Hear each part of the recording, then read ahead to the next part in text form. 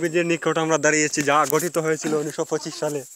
আমরা দাঁড়িয়ে আছি এখন লুবারছড়া ঝুলন্ত ব্রিজ, যেটা ব্রিটিশ আমলের সৃষ্টি 1925 সালে। এখানে লেখা দেখা যাচ্ছে 1925 সালে।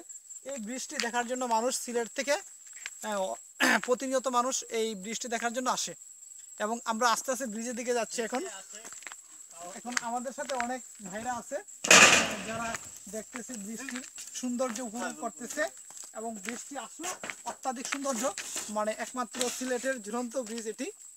দেখা যাচ্ছে খুব সুন্দর। আমরা সামনের দিকে অগ্রসর হচ্ছি, দেখা যাচ্ছে খুব সুন্দর কারুকার্য, ব্রিটিশ আমলের করা এই কারুকার্য একটি নদী পাহাড় থেকে চলে যাচ্ছে, এবং বৃষ্টি খুবই অত্যাধিক সৌন্দর্য। এখানে শুধু ট্রাক চলাচলের জন্য বৃষ্টি তৈরি করা হয়েছে, যেহেতু বৃষ্টি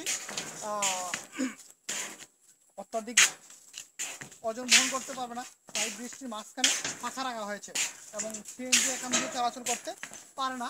আমরা অত্যাধিক সুন্দর এই সিলেটে এই প্রথমেই আমরা দেখলাম এই সিলেটের ঝুলন্ত বৃষ্টি। থাকো, তুমি মাঝে থাকো। এটি ঠিক উত্তর দক্ষিণ দিকে মুখ করা বৃষ্টি, এবং এই দিক দিয়েই ভারতের শেষ প্রান্ত আমরা দেখতে পারি। বৃষ্টি আসলে অত্যাধিক সুন্দর, যা বলে কল্পনা করা যায় না।